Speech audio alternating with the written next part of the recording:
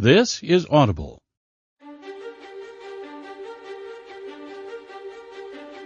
Blackstone Audio presents Marvel Doctor Strange by Steve Behling.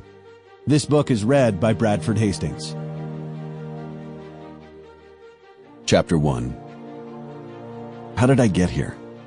We've all asked ourselves that question at one time or another. Usually, we're thinking about the decisions we've made, the events that led to one important, significant moment in our lives. It's almost a metaphysical question. How did we come to occupy this space, this moment in the universe? We might as well be asking, why am I here? Yeah, that's not what was running through Stephen Strange's mind when he wondered, how did I get here? What he really wanted to know was, how did he get to Greenwich Village? Like, physically. Because just a second ago, he was standing in an ancient library in an ancient place called Camartage, with his less-than-ancient colleagues Mordo and Wong. Strange drew in a deep breath and surveyed his surroundings. There was no mistaking it. This was New York City's Greenwich Village. Bleecker Street, to be specific. Thanks, street sign. The telltale brownstone apartment buildings and coffee shops were a familiar sight to Strange, who used to live in this place, the city that never sleeps. That was before Camartage. That was before the accident. You want to maybe move sometime today? Strange whirled around to see an older man with a cane standing next to him. The wrinkled man scrunched up his nose and smacked his lips a few times. It was only then that Strange realized he was standing in the middle of a sidewalk and blocking the path of the older man. He quickly moved. Sorry, just getting my bearings, Strange said slowly. That's me every day, replied the older man. Good luck with the circus. And the older man shuffled off down the sidewalk. Circus, thought Strange. Then he remembered, looked down and saw what the older man meant. He was still wearing the blue robes he had acquired in Camartage. The blue robes of a true disciple of the Ancient One. The flowing garments certainly set him apart from the other people walking the New York streets, the tourists, the local hipsters. These other people, by the way, were actively staring at Strange in his peculiar garb, peculiar even by New York standards, which is really saying something. Whirling around again, Strange spied a 3-story building behind him, a brownstone. Lifting his eyes, he saw a large, round window. Within the window, there was a peculiar curving lattice pattern. The pattern formed a symbol, one that Strange recognized. It was the symbol of the Sanctum Sanctorum. Strange rushed toward the building, raced up the steps, opened the door, and went inside. Chapter 2. It would have been hard for Dr. Stephen Strange to separate this day from any other.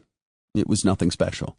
He found himself inside a scrub room at Metropolitan General Hospital, washing his hands and forearms. Another day, another operation. He pulled on a pair of surgical gloves, releasing the elastic opening on his right wrist to produce a satisfying snap. The sound caused Strange to grin. He looked at himself in the mirror just above the scrub sink. What had gotten him here, to this moment in time? Hard work and a lot of natural talent. Strange took in the gray hair at his temples. And experience. Let's do this, he said to himself. Dr. Brunner, Strange said through his surgical mask as he strode into the operating room. Stephen, replied Brunner. Brunner was an anesthesiologist. She stood over the patient on the table, administering an anesthetic and monitoring the patient's vital signs. Beneath his surgical mask, Strange smiled. Are you flirting with me, Dr. Brunner? Don't encourage him, came another voice, that of Dr. Varma. We can all barely fit in here with his ego as it is. Strange smiled again, though Varma and Brunner couldn't see it because of the surgical mask. But his eyes crinkled at the corners, betraying his amusement. You wound me, Dr. Varma. Yesterday you said my ego could fill up this hospital. Now it's only a measly room? Strange barely suppressed a chuckle, and he could practically hear the sound of Varma and Brunner rolling their eyes. Did they like Strange? Certainly. Did he have a large ego? Unquestionably. Amid the camaraderie, a curious thing was happening. Strange and his colleagues had gone to work. The doctor with the ego large enough to fill a measly room, or possibly an entire hospital, given the day, moved his fingers almost imperceptibly, delicately, like a concert pianist. Through a small hole they had made in the patient's scalp, Strange and Varma slid the endoscope. Its camera opened another world to Strange.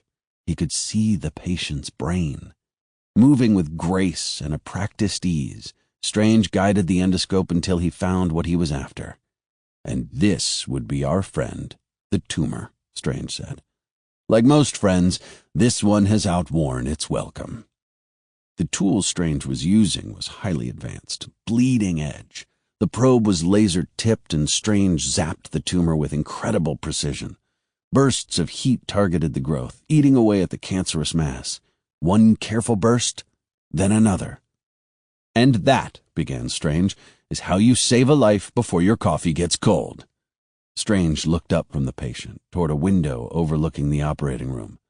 Behind the window, a group of medical students watched in amazement as Strange, Varma, and Brunner performed their miracle. The students burst out clapping as if they had just witnessed a feat of magic, some sleight of hand they could not explain. Allowing himself to enjoy the moment, Strange turned toward the students and bowed, just slightly. That's when the door to the operating room burst open, revealing the blood-stained medical scrubs worn by Dr. Christine Palmer. She motioned to Strange, clutching a tablet computer under her arm. "Better get this, Stephen," said Varma, taking note of the scene that was unfolding. "We'll close up for you."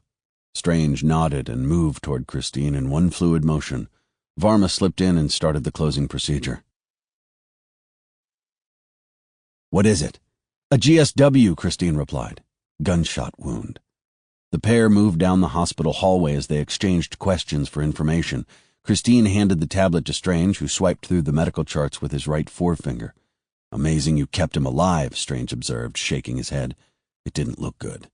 At first blush, it appeared nothing could be done for the patient. No possibility of survival. Strange looked down at an X-ray, then frowned. "I think I found the problem, Dr. Palmer. You left a bullet in his head." Christine caught herself just as she was about to roll her eyes. She wouldn't take the bait. "It's impinging on the medulla. I needed a specialist, but Nick diagnosed brain death." "Nick? Nick diagnosed brain death?" replied Strange. Nick was Dr. Nicodemus West, a fellow surgeon whom Strange held in not-so-high regard. Strange flipped through the charts once more, then stared at an MRI image. Something wasn't right. It didn't add up. He looked at Christine. Their eyes met. "Are you thinking what I'm thinking?" They sprinted down the hall. The hospital emergency room was a mess of people. Hospital emergency rooms always are. It took a moment for Strange and Christine to make their way toward the GSW patient. Hovering over the patient's bed was Nick West. The dark-haired surgeon looked serious as he prepared for a medical procedure with the help of some attending physicians. Out of breath and in a rush, Strange gasped, "I need a craniotomy set in trauma stat." Christine stared at West and the other physicians. "What are you doing?" she asked. "Organ harvest. He's a donor now," West said coolly. "I didn't agree to that," yelled Christine. West sighed. "I don't need you to agree. We've already declared brain death." Strange pushed right past West and the other physicians, inserting himself between them and the patient. Strange didn't speak a word, but his body language said, "You're wrong, West, just like you're always wrong." "Get him prepped for a suboccipital craniotomy," said Strange. He was going to remove the bullet lodged in the patient's brain. West stared at Strange like he was some kind of grandstanding lunatic. "I'm the doctor on call here, and I'm not about to let you operate on a dead man." Strange shoved the computer tablet with the X-ray into West's face. "What do you see?" "A bullet," West replied wearily. "Of course there's a bullet." Strange shook his head. "A perfect bullet. A perfect bullet that punched through bone," he began. "It should be deformed. It's not." West stared at Strange, not getting it. "That means it's been hardened," Strange continued. "You harden a bullet with antimony, a toxic metal. If the metal leaches into the cerebral spinal fluid..." West's eyes lit up. "Rapid onset central nervous system shutdown." "The patient's not dead, but he is dying," said Strange. He gave West a thin smile. "Still want to harvest his organs?" With that, Strange set off, the patient being wheeled right behind him for the operating room. "That's the good part," said Christine, as she and Strange walked away from the patient's family. The operation had been successful. Strange had extracted the bullet, and the patient would make a full recovery. "And I guess the good part for you was humiliating Dr. West in the operating room. You didn't have to do that." "I didn't have to save his patient either," said Strange. "Sometimes I just can't help myself." The pair walked down the hospital hallway, exhausted. Strange extended the fingers on each hand, moving them back and forth as if they were sifting through sand. "I could really use you as my neurosurgeon on call," Christine said. "You could make such a difference." Strange looked at Christine, then shook his head. "I'm fusing transected spinal cords, stimulating neurogenesis in the central nervous system. The techniques I'm developing will save thousands of people for years to come. In the ER, you save what? That one guy?" Christine looked at Strange. Her heart sank a bit, and she felt a heaviness as she stared at her friend. "You're right. In the ER, we only save lives. There's no fame, no TV interviews." They had been over this territory before, had had the same conversation. Sure, the words were always different, but each side kept making the same points. Christine wanted Strange to use his gifts to help people, however he could. Strange wanted to use his gifts, however Strange wanted to use them. Changing the subject, Strange turned to Christine. "I have a presentation at the Neurological Society tonight, if you'd like to come." Christine smiled. "Another speaking engagement. How romantic. I'll pass." "We used to have fun going to these things together," Strange said a little sadly. "You used to have fun. They weren't about us, they were about you," Christine replied, brushing back her hair. "They weren't only about me." Without skipping a beat, Christine said, "Stephen, everything is about you." With that, she was gone, leaving Strange to his thoughts. Chapter 3. As Stephen Strange stepped inside the foyer of the Sanctum Sanctorum, he noticed an eerie stillness. A quiet beyond quiet. A feeling of being frozen in time, like he was walking into a painting. Only he was in motion. Only he caused sound. It was like nothing he had ever experienced before. The foyer led to an ornate grand staircase. Strange hurried up the stairs, taking note of the sound of his feet, of his breathing. At the top of the stairs he came to a large circular room, a rotunda. Inside were 3 enormous panoramic paintings. No, they weren't paintings. They were windows. One window looked over a misty forest, trees as far as Strange's eyes could see. Another opened onto a spectacular view of a tempest-tossed ocean, the seas roiling in anger. The last window bore witness to isolated snow-capped mountains. "I wonder what you'd pay for a New York apartment with these kinds of views," Strange thought, allowing himself a slight laugh. Curiosity welling up within him, Strange opened the middle window, the one with the ocean view. For the first time since entering the sanctum, Strange heard a sound that he did not make. It was the sound of the ocean itself, the crashing waves, the wind. He felt a spray of cool salt water on his face. This was no illusion. This was real. The window really did, somehow, open to the ocean. "Gateways," Strange said aloud to himself. "These windows are gateways, portals to other parts of the world." He looked about excitedly until his eyes came to rest on something in the window's frame. It looked like some kind of control panel. Placing his hand on the controls, Strange turned a dial. The view inside the window changed abruptly. In the blink of an eye, the ocean was replaced by a vast, arid desert. Strange was accustomed to being astonished these days, ever since the accident, ever since Kamartaj, ever since the Ancient One. Turning his attention from the mysterious gateways, Strange continued his exploration of the sanctum. Right off the rotunda was another room, dark-colored. It had the feeling of an old museum or library, and yet there was something quite modern about the design. Lining the walls, he saw what could only be described as artifacts, relics of a time gone by. There were swords, daggers, and helmets. There were amulets of all shapes, chalices and cauldrons of varying sizes. The Chamber of Relics, Strange said. His mind raced as he lost himself in his thoughts. How did I get here? The solitary moment came to an end with a sound not from within the sanctum, but from without. The sound of door chimes. The sound shocked Strange back to reality, back to the moments just before he suddenly appeared on the streets of New York City. "Caecilius," he whispered. Chapter 4. Time will tell how much I love you. The words inscribed on the back of Stephen Strange's watch bored themselves into his mind. He glanced at the hands on the timepiece, and then at his own delicate surgeon's hands clasping the black leather-covered steering wheel. His sports car was speeding along Manhattan's West Side Highway, ducking in and out of traffic, making its way north.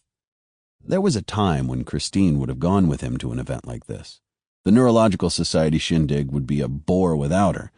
Why did he keep pushing her away? Why did he push everyone away? Strange tugged at the black bow tie he wore around his neck, fidgeting slightly in his tuxedo. He was tired of thinking about times past. Glancing down, he touched the controls for the car's satellite radio, the music breaking the silence. It was nothing Strange wanted to hear. No, said Strange, flipping through the channels, trying to find something that didn't hit his ears the wrong way. He finally heard a distorted guitar coming through a messed-up amplifier, signaling the start of a classic garage rock song. Satisfied, Strange hit the gas pedal and the car raced up the Henry Hudson Parkway, then made the turn onto the George Washington Bridge. The afternoon gave way to early evening, and along with it came darkness. Strange was well on his way to the Neurological Society gathering, his sports car zooming along a lonely mountain highway outside New York City. To his left, a sheer cliff.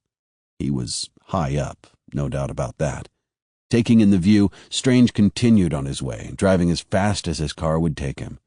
He tried to silence the thoughts in his head with another song, but it wasn't working. Not tonight. There was too much going on in his mind. Christine. Time will tell how much I... Before Strange could finish his sentence, he was interrupted by the ringing of his cell phone. The fingers of his right hand quickly turned down the volume of the car stereo, then danced across the console to the button that set his phone to speaker mode. "Go ahead, caller 1, you're on the line," said Strange. "A 35-year-old Marine colonel, paralyzed," said the young voice on the phone. It was Claire, Strange's assistant.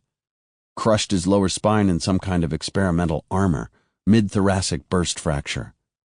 Strange divided his attention between driving and talking, giving each task just enough notice to be dangerous. "I could help him," Strange said with a sigh. "So could 50 other guys. Come on, Claire, give me something worth my time. I believe in you." Then it was Claire's turn to sigh, clearly flustered. In the background, the song ended, and Strange shunted his attention away from driving and talking to finding the next perfect song. As his car thundered down the highway, Strange came upon a slow-moving vehicle. He flicked the wheel to the left, stepping on the gas, ready to pass. And he would have, except for a new car that suddenly appeared right in front of him. Strange downshifted, slammed on the brakes, and moved back into his own lane, behind the slow-moving vehicle. Just in time. A second later, and Strange would have found himself in the ironic position of needing a doctor. 20-year-old female with an electronic implant in her brain to control schizophrenia, struck by lightning, said Claire. Send me the ding. Claire knew her boss, and the second he asked her to send anything, she did exactly that. Strange's eyes darted down to his cell phone, where he saw a new text message and a photo, an MRI picture. Rain started slowly hitting the windshield. In between driving and talking and finding a song and checking the MRI picture, Strange turned on the car's windshield wipers. MRI, got it. So the lightning cauterized the brain around the slow-moving car in front of Strange seemed to be moving even slower. Why wasn't there a good song anywhere to be found? Drop, drop, drop. Is the implant still operational? Asked Strange as he tried to make his way around the slow-moving vehicle yet again. Shifting into the opposite lane, Strange floored the gas pedal, pulling ahead. There was the sound of the phone and the music and the rain and the driving. As Strange swerved back into his lane, he heard a new sound. The screech of metal on metal. His sports car hitting a slow-moving vehicle. Strange skidded into a signpost, spun out of control and through a guardrail, and then plunged off the lonely mountain road. Chapter 5. The door chimes rang in Strange's ears. Time will tell, he thought, as he made a hasty exit from the Chamber of Relics, through the hallway and past the rotunda, stopping at the top of the grand staircase. This building, the Sanctum Sanctorum, was not his home. Yet Strange now found himself in the bizarre position of playing host to what he knew would be exceedingly unwelcome guests. Unlike a brain tumor, these guests would not be easily removed with a simple surgical procedure. Caecilius, he whispered again. The door chimes continued to resonate throughout the sanctum. That's when Strange noticed it. It was subtle at first. He would have missed it had his keen eyes not been paying attention to every detail. The front door of the sanctum appeared to shudder, then move slightly inside toward the foyer. It wasn't like a bulldozer slammed into the front of the building and started to drive it forward. No, the door moved like melted butter, sliding, shifting. 3 robe-clad figures slipped around the door and suddenly appeared in the foyer. It wasn't possible, and yet it happened. Strange was used to the impossible these days. He recognized the robes immediately. They were the same robes worn by all the denizens of Kamartaj, like Strange himself. One of the robed figures looked impossibly strong, very much the muscle of the small group. Another one of the group, a woman with blonde hair, looked around the foyer with a cruel sneer on her lips. Her gaze met that of the final robed figure, whose brown eyes came to settle on Strange. After what seemed like an eternity of silence, the figure spoke. How long have you been at Kamartaj, Mr. Doctor? Strange responded instinctively. The figure, clad in the brown robe, cocked his head and continued. Mr. Doctor? It's Strange. Yes, but who am I to judge?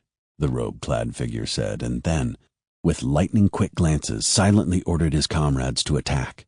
He smirked as they started to move. It was all a blur to Stephen Strange. Chapter 6. It was all a blur to Stephen Strange. All of it. From the moment Strange's sports car collided with the slow-moving vehicle and spun out of control, to the second it sliced through the guardrail and sailed over the cliff, was a blur. The sports car fell at least 25 feet before it hit the ground below and rolled. As it tumbled, its occupant was buffeted about, his senses reeling. The car had built up so much momentum that it continued to roll, smashing along the ground and crashing through a metal security fence. Strange saw it all unfold before his eyes, but it was like watching something that had already happened. Each moment of time was like a snapshot, a frozen image embedded in his panicking mind. In the darkness, a metal post destroyed the windshield, shattering the safety glass. The front of the car was mangled as the vehicle at last came to rest in the dark river below. Water rushed in through the broken window. Another frozen moment in time, watching the water pour in over his lower body. Another snapshot. Blood. Everywhere. He couldn't feel his hands. Where were his hands? Strange was confused. Time will tell. Water. Cold. My hands? Darkness. Chapter 7. They moved across the foyer of the Sanctum Sanctorum like encroaching darkness. Before Stephen Strange could react, two of the robed figures launched themselves at him, racing toward him at the top of the staircase. It was all happening so fast that Strange had barely enough time to notice that his robed assailants were not running up the stairs, but the walls. Up the walls. This, Strange said to himself, is not going to be easy. Strange made very deliberate hand gestures, slashing through the air. From nowhere, a luminous tendril of crackling energy appeared. Strange clasped it in his hand like a whip. He cracked the energy whip at the robed woman, the one who was now closest to him. The air sizzled as the whip wrapped itself around the woman's legs. Not just a woman, Strange remembered. A zealot. It was coming back to him now.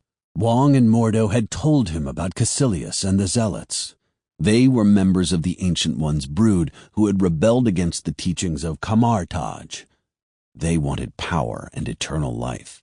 They absolutely did not see all life as precious, something to be protected at all costs.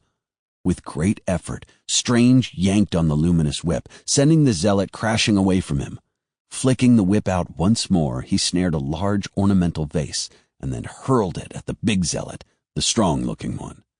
The zealot was staggered by the shattering vase, but nothing more. If I'm going to gain any ground here, I'm going to have to do a lot better than this. As though reading Stephen's mind and agreeing, Caecilius smirked from where he stood in the foyer and, with a gesture, sent shards of energy hurtling Strange's way. Thinking quickly, Strange snapped the energy whip around him, deflecting the shards.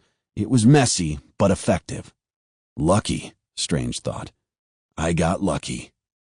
A quick scan of the situation showed the two zealots were recovering from Strange's assault, and Caecilius was rapidly approaching the stairs. With no time to lose, Strange scrambled to his feet and sprinted down a corridor toward a hallway. He needed time. Time to formulate a plan. He moved down the hallway toward the door at the end. He ran and ran and... Was it him, or did the end of the hallway just get farther away? Was the floor suddenly moving, snaking, twisting? Strange had a queasy sensation, as if all the input his senses were receiving was corrupt. It completely disoriented him. Focusing, he bolted for the end of the hallway. Again, queasiness. The harder he ran, the farther away the door seemed to be, and the more the floor seemed to shift beneath his feet. It was like being inside a carnival funhouse, Strange mused. Minus the fun. He heard laughter. This really is as fun as it looks, Caecilius cackled, as if reading Strange's mind once more. Of course, Caecilius was using his powers to warp reality. Strange should have realized this immediately. Rookie mistake, Strange muttered under his breath. Drawing a deep breath, Strange centered himself, as he had been taught to do in Kamar-Taj. He was in control of his own reality. Turning around to face his foe, Strange cleaved the air around him with his hands, his fingers moving subtly, almost imperceptibly, in specific patterns. Energy crackled around his palms, forming what looked like shields of energy. Fun's over, Strange said to Caecilius, ready for whatever this madman and his zealots had in store for him. That's when the first of Strange's two energy shields flickered, then disappeared. Chapter 8. First there was darkness and silence. Nothing. Like existence had just disappeared. A void. like everything had ceased to be. Then he saw a pinprick of light. Was it light? It was hard to tell. Slowly the pinprick began to expand, and the light grew brighter and brighter. Then there was sound. White noise. Voices? Definitely voices. But distant. Where was he? When was he? Was he in the car? He was driving, yes? It was dark, raining. He remembered that much. The light grew brighter. Time was crawling. Stephen? Strange's eyes snapped open and time suddenly resumed its regular shape. Bright lights shone on all sides of him, but it was hard for Strange to focus. Everything was blurry. There was so much activity around him, people moving quickly, the sounds of machinery, hospital machinery. He was in a hospital. You've been in an accident.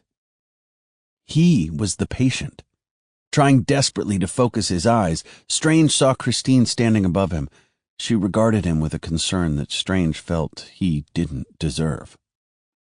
"We've got you stabilized, but you're going into surgery," Christine said, her voice quivering with worry. "Surgery? For what?" Strange tried to shout, but the oxygen mask strapped across his face prevented that. His lips moved, and what came out wasn't speech, but unformed sounds. "Nick will take good care of you." That's when Strange saw Dr. Nick West standing over him next to Christine. West smiled. Strange didn't. His eyes went wide. He couldn't believe it. Anyone but Nick West. "Don't worry, old man," West said comfortingly. "We'll save your hands." "My what?" Strange tried to say, but again, only unformed sounds came out. Strange struggled to shift his head, moving so he could see his hands. He did so with great difficulty, bucking against restraints, cutting through the fog of anesthesia. He looked down. He couldn't see his hands. What he saw instead was layer upon layer of gauze wrapped around each hand. They didn't even look like hands. They looked more like clubs. The clubs were wet and stained red. Blood? Water? Water rushing in through the broken window. The car coming to rest in a dark river, sailing off the cliff, colliding with the slow-moving vehicle. The accident. Strange remembered. Strange was moving. Wait, not in the car. Not anymore. He was back in the hospital on a gurney. The gurney was being wheeled down a hallway. Christine was there when Strange came to the doors of the operating room. West and his team wheeled Strange in as Strange shouted, "No, no, no!" But all that came out were the same unformed sounds as before. Anesthesia, then darkness. Strange heard the sound of a loud breath being drawn and awoke with a start to find that he was the one doing the breathing. He looked around. He was still in the hospital. It was still bright, but not like before. He was in a room, a patient's room. There was a window letting in the morning sun. My hands, Strange thought. Looking down, Strange saw his hands before him, wrapped in bandages. Between some of the bandages, he could see bits of skin peeking out, black sutures dotting the landscape. His hands were suspended by a metal frame so he could not move them. From what he could tell, his fingers were completely immobile, locked in place by surgical screws. "It's going to be okay." Christine. She was now standing next to his bed. She must have stayed with him while he was unconscious. "What," began Strange, speaking with great difficulty, "did they do?" Christine frowned, shaking her head. "They rushed you in by chopper, but it took a while to find you. The golden hours for nerve damage went by while you were still in the car." "What?" yelled Strange, fuming now. "Did they do?" Christine stared at Strange, her lips twitching, as she slowly moved her hands to her mouth. He wanted the truth, however ugly and hopeless. The truth. 11 stainless steel pins in the bones, she said, her voice quivering. Multiple torn ligaments. Severe nerve damage in both hands. Nick did everything he could to— "Nick!" Strange rasped. However ugly and hopeless, the truth. The truth. It was over. Life was over. Everything he had known before, everything he had worked for, gone forever. It had all vanished the moment his car went over the cliff and crashed into the murky water below. He worked on you for 11 hours. Strange wasn't listening. He was just staring at his hands. His hands? Were these things really his hands now? No one could have done better. I'd have done better, Strange shot back, his voice bitter and resentful. Christine looked down, nodded, and took a deep breath. She tilted her head, gazing right at Strange. "I'm sorry," she said, her voice cracking. "You weren't available." Christine placed a hand on his shoulder. Strange stared right past her at the wall. Through the wall. At nothing. Chapter 9. It disappeared like nothing, like it never existed. The energy shield that had formed around Strange's hand was gone, and with it, his hope. Strange snapped his arms, remembering his training, trying to get the shield back. Energy flickered, and then faded. It was no use. Rookie mistake.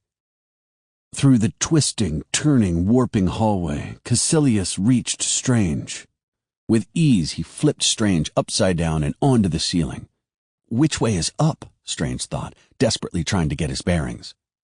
From the corner of his eye, he caught Caecilius smirking as the zealots moved along the walls. Or was it the floor? The ceiling? Strange could no longer tell. All he could do was brace himself for the assault to come.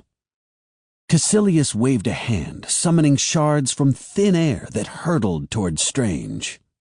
With his remaining energy shield, Strange blocked the shards, but a sliver sliced through his tunic. Blood. Wet. Water. The accident. One of the zealots, the strong one, sensed Strange's lack of focus. He came after Strange. Using the luminous whip, Strange lashed out at the zealot, keeping him at bay, or mostly at bay. The zealot connected with a blow of his own, sending Strange staggering backward. Another attack. The other zealot, the woman. Her anger and her rage were focused on him. Strange recoiled, trying to blunt the zealot's energy shards. His shield was weakening, and he was moving slower. I'm fighting their battle, Strange realized. And I'm losing. Along with the battle, Strange was losing his senses once again. Reality seemed to melt around him. The strong zealot gestured, and suddenly Strange found himself out of control, banging against the floor. Was it the floor? The ceiling. Was it the ceiling? And the walls. Were they the walls? Battered, bruised, bloodied, Strange took a deep breath and focused himself. He saw Caecilius, waiting, watching. The strong zealot ready to attack, and at the very end of the hallway, which was now the floor, the blonde zealot. Behind her, Strange saw the rotunda. The gateways, Strange thought. He let himself fall. Chapter 10. Falling asleep was impossible, yet staying awake was agony. There was no peace for Stephen Strange, lying in a hospital bed. The world around him was swirling, real and unreal. His life, the one he had known for years, had come to an end. What day was it? Was it even daytime? Strange had been in the hospital so long he could no longer tell the difference between the antiseptic hospital lighting and the sun. He had been in and out of surgery so much, the things that were his hands throbbed. Strange slowly shifted his eyes downward, toward his hands, resting atop his blanket. Gone were the metal screws and apparatus that had kept them suspended in the air. They were now splinted with thermoplastic, keeping them in one position to heal. Strange laughed bitterly. His hands throbbed. They always throbbed. The slightest movement of a finger caused excruciating pain. The hands that had moved with a grace to be envied, that had worked miracles, were now blunt instruments that brought Stephen Strange nothing but misery. There was a rustling. Strange looked up, and it was only then that he noticed Christine had been sitting with him the whole time. Was it day? Was it night? Night, maybe. When am I? Strange thought. He was sitting up in his hospital bed, a tablet computer propped before him on his lap. With enormous effort, he swiped at the touchscreen, attempting to flick from one page to another. He winced at the pain. Watching his fingers try to activate the screen was like watching someone trying to thread a needle with a baseball bat. The action required finesse, but all Strange could do was bang a finger against the screen. He had no control. Through gritted teeth, he studied the images on the tablet. X-rays, MRI images, of the things that used to be his hands. It was day. Strange knew that. At least he knew that. And it was the day. The day that the bandages would come off. The day he would finally know. As he sat up in his bed, Dr. West and Dr. Varma stood beside him. They watched, scarcely breathing, as Christine slowly began to unwrap the bandages. Strange was nervous, frightened, feelings he wasn't used to, feelings he didn't like. The bandages continued to unravel. Strange gasped. Did it hurt? Was it phantom pain? Was it his mind? Was there a difference? At last, the bandages were off. No. You've been in splints for months, West offered. Give your body time. The hands that Stephen Strange saw were not his. He was sure of it. They couldn't be. It was an impossibility. These hands were a lattice of angry red scars. He raised the hands that weren't his and watched, helpless, as they shook. The room was silent as Strange turned his gaze on West, then to Varma, then, at last, to Christine. You've ruined me, he spat. No one said anything. Strange stared at nothing. Weeks had passed since the accident.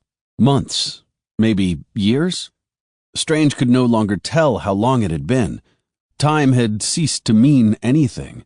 He was no longer a surgeon, he had nowhere to be, and he had nowhere to go. Nowhere. That's exactly where he was.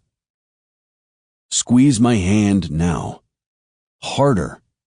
Show me your strength.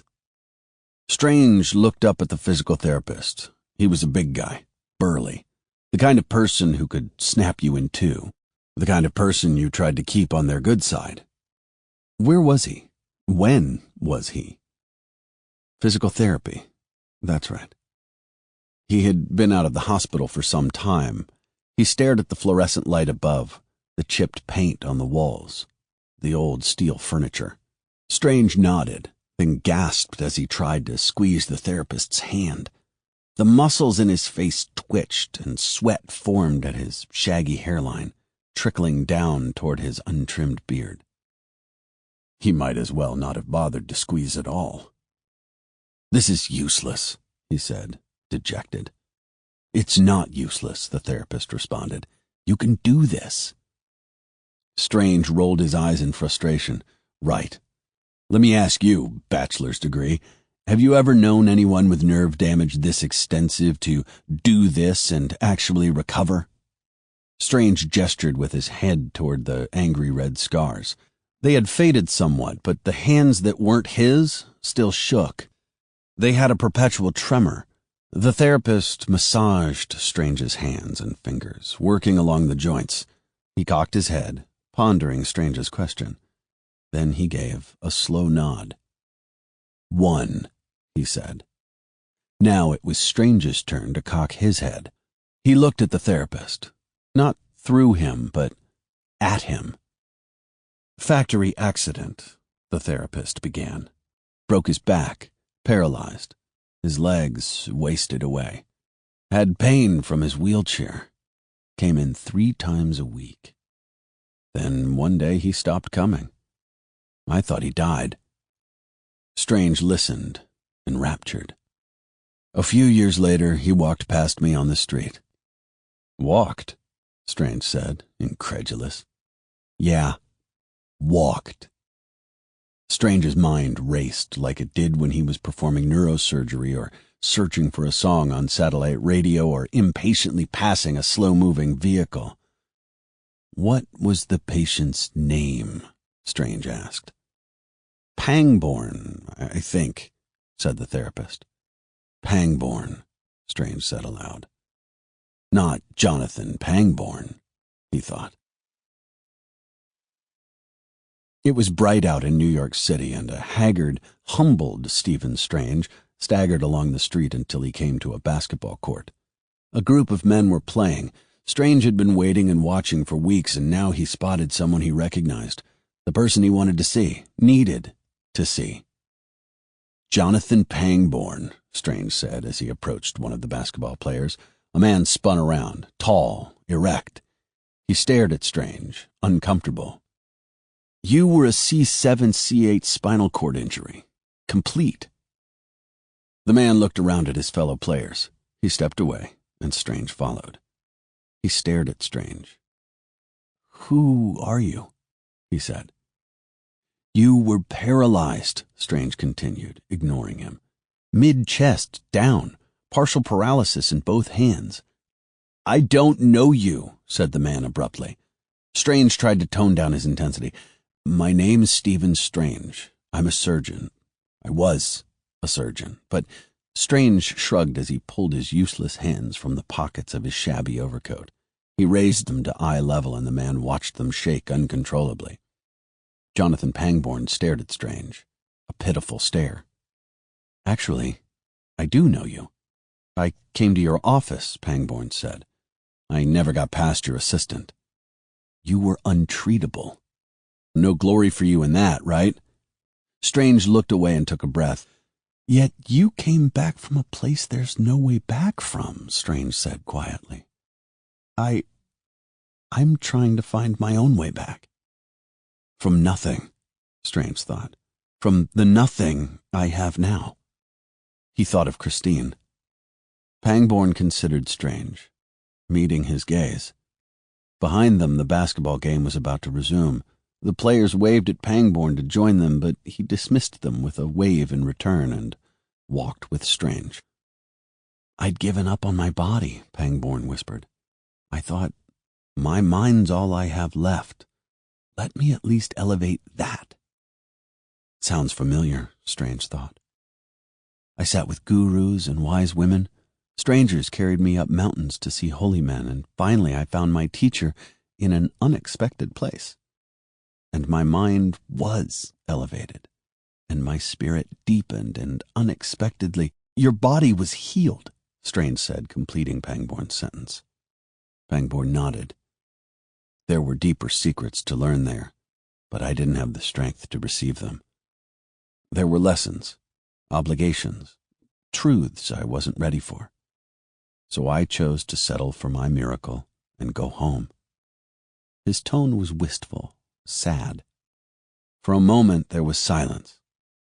"The place you're looking for is called Kamartaj, but the cost there is high, higher than you think." "How much?" asked Strange. "I'm not talking about money. That's all I can tell you. It's more than I should," Pangborn said, then turned back to the basketball game, walking away slowly. Strange stared as the man who couldn't be walking away did exactly that. "Good luck," said Pangborn over his shoulder. Strange would pay any price, because his alternative was this: nothing. Chapter 11. He let himself fall toward the rotunda, toward the robed zealot who was waiting to annihilate him. With the agility ingrained in him by his martial arts training at Kamartaj, Stephen Strange slammed into the woman, feet first. The impact knocked her off balance, and she fell into the rotunda. The rotunda with all its gateway windows. For the first time since this all started, Strange allowed himself a tiny smile. The Sanctum Sanctorum was full of surprises. Perhaps they would now work in Strange's favor. The woman tumbled backward through one of the gateway windows, shattering its glass outward in all directions. Strange evaded the broken glass as best he could, turning his gaze toward the gateway window. It was like watching someone fall into a painting of a vast desert, barren and burning hot. Strange regained his footing as he saw the woman continue to tumble down a sand dune, disoriented. Realizing what had happened to her, the zealot struggled to make her way up the sandy slope, to no avail. Her fingers and feet could find no purchase. She clawed at the grains of sand. Was she glaring at him? Strange wasn't sure if the zealot could see back through the gateway and into the rotunda the way he could still see her. At that moment, he didn't care. His eyes caught the control pad on the gateway wall, and he knew what he had to do. With the swipe of a hand, Strange spun the dial, and where once there had been an arid desert, there was now a lush green forest consumed by a midsummer's downpour. Rain sprayed through the shattered gateway window. 1 down, Strange said to himself. 2 to... A bellow cut Strange's thoughts short, a nightmarish sound full of rage and sinister intent. The strong zealot hurled himself at Strange. Crouching, the doctor remembered what Mordo had taught him. The moment the zealot came into contact with his body, Strange moved with the zealot, using his opponent's momentum against him. Strange flipped the zealot away, directly into the rainforest behind him. Before the zealot knew what was happening, Strange's hand was already on the control dial. With a spin, the rainforest was gone, and in its place was a sunlit view of a vast, rocky, wide-open canyon. 2 down, 1 to go. Strange straightened himself, whirling around in the opposite direction. Caecilius was waiting for him. Chapter 12. How long had Strange been waiting? Had it been days, weeks, months, years since the accident? Time had become a meaningless concept for Strange. Only time will tell. How long had Strange been waiting for his miracle? To find the one thing that could restore hope and meaning to his life. To find the one thing that had restored hope and meaning to Jonathan Pangborn's life. To find Kamar Taj. A chill wind caught Strange in the face, and he did his best to pull the collar of his threadbare coat closer to his cheeks. It didn't work. Since he had arrived in Nepal, he had experienced cold like he had never experienced before. This was a world away from New York City and all that he was used to. Away from the hospital and the accident. Away from Christine. Strange continued to walk as he had been doing for days, weeks, as he arrived at the outskirts of the city of Kathmandu. It was bustling with activity. Cars, trucks, and people on bicycles and scooters weaved in and out of the foot traffic on the busy street. He looked around and noted the odd blend of ancient-looking buildings which almost all looked like temples or shrines, and the brightly painted modern structures beside them. Men and women sat by the side of the road, barely noticing the bedraggled, dirty figure walking among them. Strange adjusted the backpack that hung on his weary shoulders. It felt heavy, even though there was very little in it. All of Strange's worldly goods had been sold or traded away in an effort to find his way here. No, not here to Kathmandu, to Kamar Taj. The things that were his hands throbbed. They always throbbed. Since the accident, there had been nothing but pain. Nothing. Strange glanced down at the dirty, tattered bandages and frowned. Continuing on his path, Strange passed through a crowded alleyway. He had come this far, and yet he still didn't know where exactly he was headed. He had found the haystack. Now he had to find the needle. He would need a miracle to find his miracle. Looking around, Strange had to chuckle as he looked at the buildings, many of which bore signs in English. Himalayan healing, find peace, find yourself, Strange read aloud. Enlightenment spa and massage, chakra bar, holy tours. He might as well have been in New York. All these businesses catered to tourists, to people who were seeking inner peace or a truth that eluded them. Strange shook his head. This was not the needle in a haystack he was looking for. Moving on, Strange came upon a huge temple, swarming with local villagers. He saw people kneeling in prayer, spinning wheels devoted to their religion. Without even thinking, Strange extended a bandaged extremity toward one of the prayer wheels and gave it an absent-minded spin. Ahead of him, a line of tourists waited to receive blessings from an elderly monk. He let out a heavy sigh. Kamar Taj? Excuse me, do you know where I can find Kamar Taj? Strange asked a local, who didn't give the man with the scraggly beard a first look, let alone a second. If Strange hadn't been so caught up in trying to find someone to direct him to Kamar Taj, he might have noticed the presence of a hooded figure lurking in the shadows, his back to Strange. The man tilted his head slightly, as if listening to Strange. He wore a green robe. Kamar Taj, said a child who limped toward Strange. The child hobbled along on a lone crutch, regarding Strange with a mixture of curiosity and contempt. Yes, Strange shouted. Then, hopefully, excitedly, he added, You speak English? The child extended his hand toward Strange, palm up. Kamar Taj. Strange shrugged. I'm broke, kid. I spent my last dollar just getting here. Kamar Taj?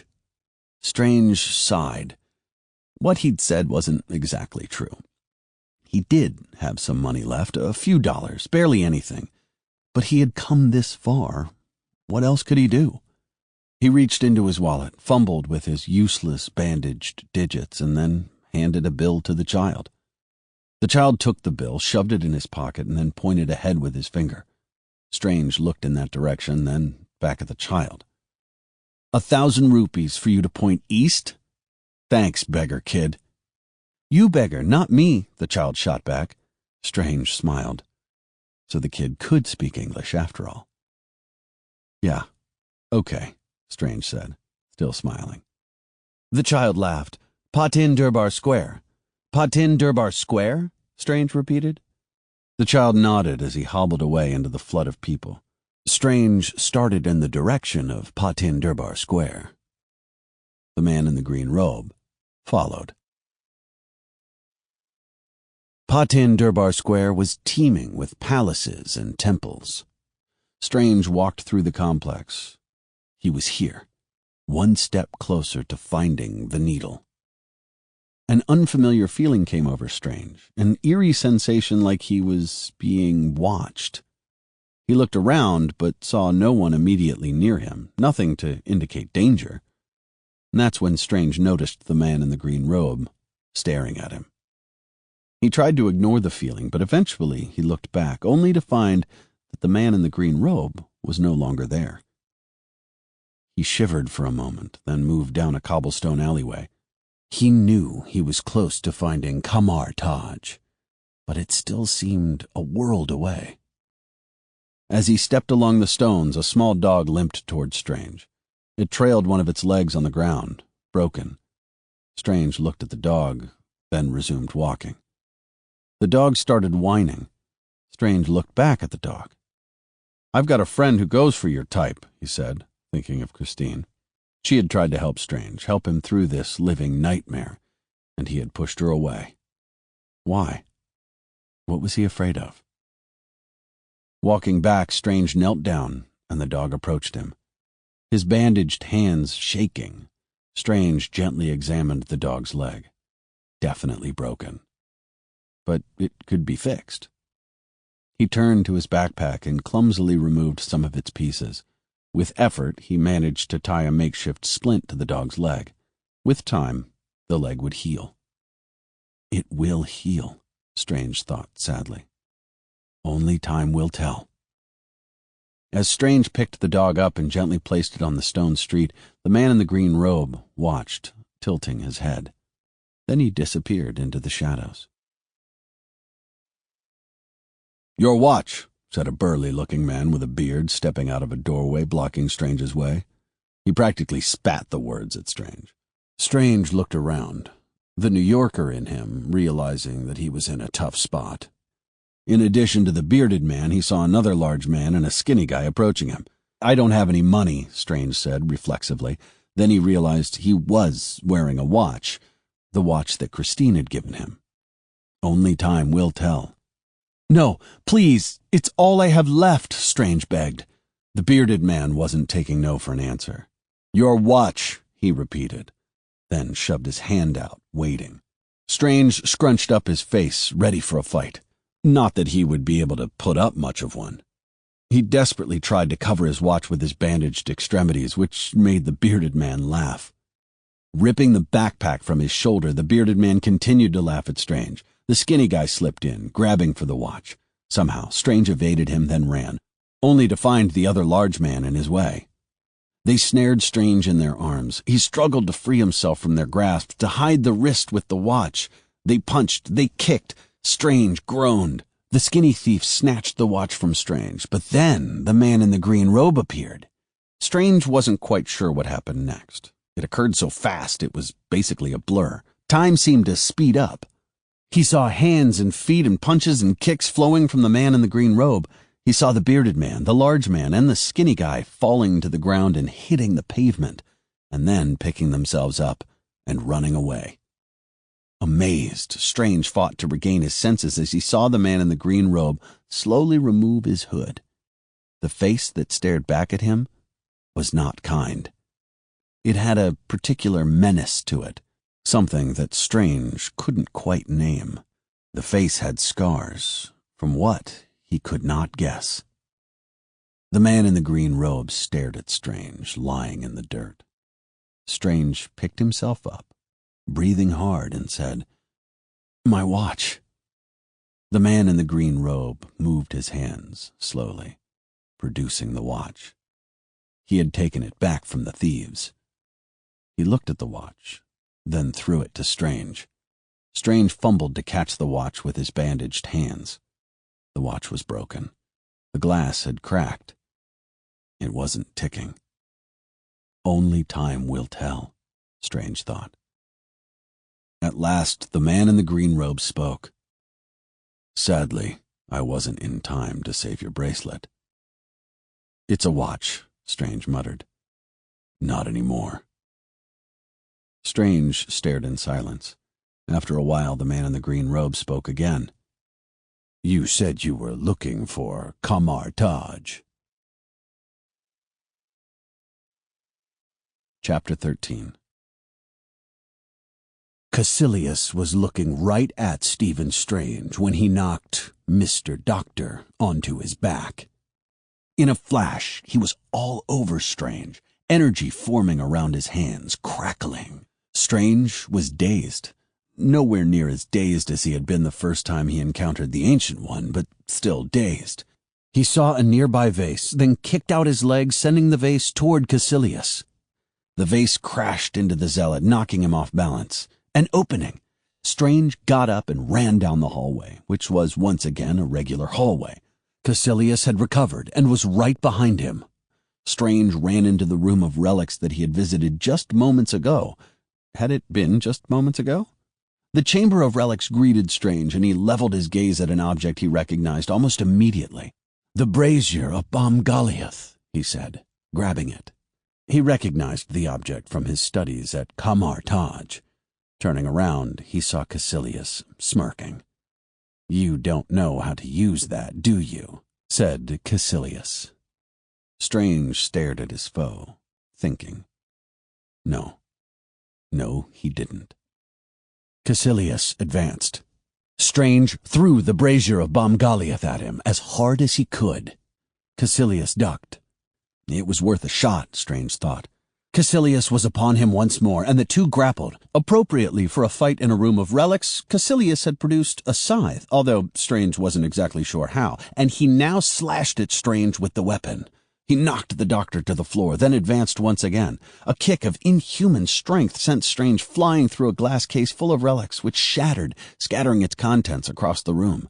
Caecilius then threw Strange against another glass case containing a cloak of the deepest red, shattering its glass as well. As Caecilius prepared to strike Strange again with his scythe, a curious thing happened. The cloak, finding itself freed from its glass enclosure, came to life. It wrapped itself around Stephen Strange. It deflected Caecilius's blows. Strange smiled. Chapter 14. Strange found himself walking down another narrow alley. There was silence, and there was the man in the green robe, who walked beside him.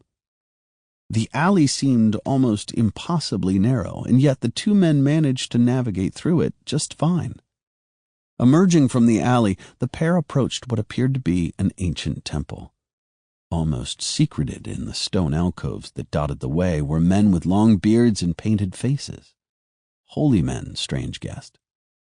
He stopped and was surprised to see the man in the green robe keep walking. "This isn't Kamar Taj?" Strange thought. The man in the green robe bypassed the ancient temple and came to a plain, simple wooden door that definitely was not part of the temple. Strange was confused. "You sure you have the right place?" Strange said, pointing back at the temple. "That one looks a little more Kamar Taji." The man in the green robe stared at Strange, their eyes meeting uncomfortably. "I once stood in your place," said the man in the green robe, "and I, too, was disrespectful. So might I offer a piece of advice?" Strange gulped, then nodded. "Forget everything you think you know." Inside the door, Strange found another world. The building seemed so small on the outside, and yet the courtyard he now saw contained multitudes. There were various ceremonial courtyards and people everywhere. It was like a city unto itself. Strange saw men and women wearing robes engaging in all manner of activity. Some were meditating. Some were practicing martial arts. He heard chanting in languages he didn't recognize. And yet, as he looked closer, he saw that some people were wearing sneakers and sunglasses. Someone was listening to music through earbuds. Another person clutched a group of scrolls under one arm and cradled a small tablet computer in the other. Forget everything you think you know, indeed, Strange thought. Inside the complex, the man in the green robe guided Strange to an ornate structure. He stopped, then gestured. "The sanctuary of our teacher," he said. "The Ancient One." Strange looked at his guide. "Really? The Ancient One?" Instantly, Strange realized his gaffe, as the man in the green robe regarded him with distaste. "Right. Forget everything I think I know. Sorry." The man in the green robe led Strange into the sanctuary. The hall had a high ceiling supported by stone columns.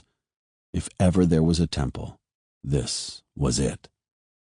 As the pair walked into the sanctuary, Strange noted an old man with a long beard with his hands tucked inside his robe. 4 women moved into the room. One took Strange's worn overcoat, and another motioned for him to sit. Still another arrived with a tray of tea, and the last woman poured the tea. Silence. Uncomfortable and anxious, Strange spoke. "Thank you for seeing me," he said to the old man. "You're welcome," came the response. But the old man hadn't said a word. It was the woman pouring the tea who had spoken. Surprised, Strange looked at the woman. She seemed ageless, young and old at the same time. She had no hair on her head and was scarred, not unlike the man in the green robe. The man in the green robe made a gesture. "The Ancient One." "Thank you, Master Mordo," she said. Mordo? So the man in the green robe had a name. Nodding, Mordo stepped back as the Ancient One took in the man who was Stephen Strange. "Mr. Strange." "Doctor, actually," he said. The Ancient One smiled. "Not anymore, though, right? That's why you're here." With effort, Strange raised the cup of tea to his lips. As he did so, The Ancient One saw his bandages and the scars beneath. You've undergone many procedures. 7, from the looks of it. Strange was taken aback. How did she know? Did you heal a man named Pangborn? He asked. A paralyzed man? In a way, the Ancient One responded. Strange became more anxious. You helped him to walk again. I was astonished. How could you have corrected a complete spinal cord injury? Strange asked. The Ancient One smiled thinly at Strange. I didn't correct it. He couldn't walk. I convinced him that he could. You're suggesting that his problem was psychosomatic, that it was in his head? Strange asked in disbelief. The Ancient One shook her head. She leaned in. When you reattach a severed nerve, is it you that heals it back together, or the body? It's the cells, Strange said, starting to get impatient. And the cells are only programmed to put themselves back together in very specific ways. Right, Strange said in a clipped tone. What if I told you, the Ancient One said with a lilt in her voice, that your body can be convinced to put itself back together in all sorts of ways? Strange closed the gap between him and the Ancient One. You're talking about cellular regeneration, bleeding-edge medical tech. Is that why you're working here, without a governing medical board? Just how experimental is your treatment?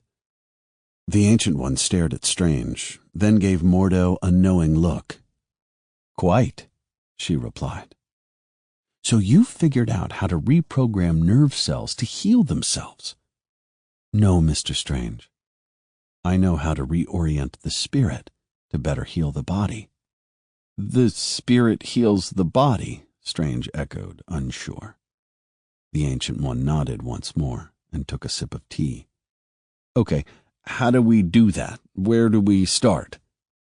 Rising from her sitting position, the Ancient One walked across the room to an enormous book atop a table. She flipped through its pages, coming to one that showed a map of the human body, with 7 chakras noted, along with a cluster of pressure points. Strange had to laugh. I've seen that before, he sneered, in gift shops. The Ancient One turned to another page. Strange saw a similar map of the human body, this one detailing the nervous system. Perhaps you prefer this one? She flipped through the pages again, and Strange saw an MRI image of the human body. Or this one? Each of these maps was drawn by someone who could see in part, but not the whole, said the Ancient One. Strange's mind raced. He felt disoriented. I spent my last dollar getting here, and you talk of healing through belief. Let me tell you what I believe. Pangborn's injury couldn't have been complete. He must have had nerve fibers left. The Ancient One remained silent. Strange was now angry. So he had a spontaneous remission here? And you take the credit. Tell people it's your power. All they have to do is give up their worldly goods and join your little cult. Miracles for everyone! Mordo looked at the Ancient One, uncomfortable. No, said the Ancient One. Not for everyone. Strange shook his head in disgust. Only the believers, right? You're a man looking at the world through a keyhole, the Ancient One explained patiently. And you've spent your whole life trying to widen that keyhole, to see more, to know more. And now, when hearing that it can be widened in ways you can't imagine, you reject the possibility. That was the truth. But Strange still couldn't accept it. I reject it because I don't believe in fairy tales about chakras or energy or the power of belief, he thundered. There's no such thing as spirit. We are made of matter and nothing more. The Ancient One chuckled. You think too little of yourself. No, you think yourself too great, Strange said, his bandaged, scarred hands throbbing. You're no different than I am, just another tiny momentary speck within an indifferent universe. And you judge the universe with paltry perception, and to the multiverse you are utterly blind. "The multiverse," Strange replied, making no effort to hide his contempt. "The reality you know is but one of many," the Ancient One said in response. "Oh, really?" said Strange, sarcasm tinging every word. "And where are they?" "All around you," came the Ancient One's answer, matter of fact. "Everywhere and elsewhere, and sometimes nowhere at all. Free your mind." Strange could contain his anger no more. He rose, moving toward the Ancient One, wagging a bandaged finger accusingly. "My God, this is all a big joke, a scam! Muggers take my wallet and you magically know my name. You think you see through me? Well, I see through you." And with that, Strange jabbed his finger at the Ancient One. A mistake. Before he could register what had happened, the Ancient One had grabbed Strange's hand, twisting it and stopping him dead in his tracks. The Ancient One moved aside, then took the palm of her hand and shoved it, not at all gently, into Strange's body. Strange slumped. He dropped his teacup and it shattered on the floor. Mordo rushed to his side, catching Strange with one hand, holding him up. Strange saw all of this, observed it like it was happening to someone else. How? Strange looked at his hands. Like his body, they appeared translucent, luminous, glowing. He looked at Mordo and saw the man in the green robe holding his body. Wait, his body? Then what was this? What was he? What had he become? Gesturing, the Ancient One motioned towards Strange. He felt displaced and disoriented and found himself being held up by Mordo. He gasped for air and rose to his feet. "What?" he said, shaking. "Did you just do to me?" "I pushed your astral form out of your physical form." Strange couldn't process this. He looked at the broken teacup on the floor and the tea that had spilled from it. "What's in the tea? Did you drug me?" The Ancient One shook her head. "It's just tea," she said, "with a little honey." "What just happened?" Strange asked. "For a moment, you entered the astral dimension, a place where the soul exists apart from the body, for we are more than the measure of our matter." Strange was in a daze. This was all too much. How could he have expected this? He stumbled backward, afraid. He knocked over a table. He had to get out of here, had to leave. The Ancient One watched Strange in his fit of panic and from somewhere produced what looked like small metal knuckles. She slipped them over 2 fingers and then, with a gesture, made reality give way. Strange now found himself confronted with a mirror image of the room around them, but it was gray, dull, and lifeless. But when he saw himself and the Ancient One in the reflection, they were in color. What on earth was happening? "You are now inside the mirror dimension," the Ancient One explained. "Ever present, but undetected. A reflection of reality as we know it." As the Ancient One spoke, Strange found his already tenuous grip on reality slipping even further. The very walls of the room seemed to melt, to warp. Strange did not want to look, but he couldn't help himself. He turned to see Mordo and the women in the sanctuary moving around, taking no heed as reality melted away. In the mirror dimension, space and matter can be folded without affecting or changing the real world. Using this dimension, we make gateways to travel great distances in an instant. Strange stared, agape, as the room continued to melt and reform itself. Up was down, and down was up. The floor was now the ceiling, and the ceiling became the floor. Strange looked up to see the women cleaning up the tea service. They paid him no heed. Strange could not get his bearings, and he stumbled. He was like an infant taking his first steps, unsure and wobbling. He backed into the mirror image, and then reality returned. Everything was as it had been. Strange was sweating profusely, his heart racing. He couldn't breathe. He looked at the Ancient One. "Why are you doing this?" "To show you just how much you don't know." With that, the Ancient One placed a thumb upon Strange's forehead. "Open your eye." The floor fell away beneath Stephen Strange's feet, and he slid down as if it were a sheer wall. He kicked, he grabbed, and he screamed to no avail. He slid down the floor. Wall? All the way to the far wall. Floor? There was a window. He crashed right through it. He thought he was dead and was shocked when he opened his eyes to see stars, blackness and swirling colors he had never thought possible before. Outer space. He moved through the void with unimagined speed, his body a projectile careening through the universe, passing stars, planets, nebulae. Strange's body was not his own as he hurtled along. "This isn't real! This isn't real! This isn't real!" he screamed. Below him, he saw Earth. Chapter 15. In front of him, Strange saw Caecilius. All around, the Chamber of Relics, the Sanctum Sanctorum itself, seemed to react to his presence in some intangible way, almost as if the building itself could sense the evil radiating from Caecilius. Caecilius looked at Strange, who had the red cloak wrapped around him. If Strange didn't know any better, he would have sworn that Caecilius smiled, just a bit. Did he know something that Strange didn't? Energy began to coalesce and throb around Caecilius. Strange's hands throbbed. Not now, he thought, pushing past the pain. He could literally feel the onslaught coming. The hairs on his arms stood straight up. "Let's end this," Caecilius said with a snarl. Chapter 16. "Camartage is not an end unto itself," said Mordo, "but a beginning." Strange walked beside Mordo through Camartage, toward a row of simple-looking rooms, listening. "I gathered that after falling through outer space," Strange replied dryly. He looked at Mordo with a weak smile. Mordo glared.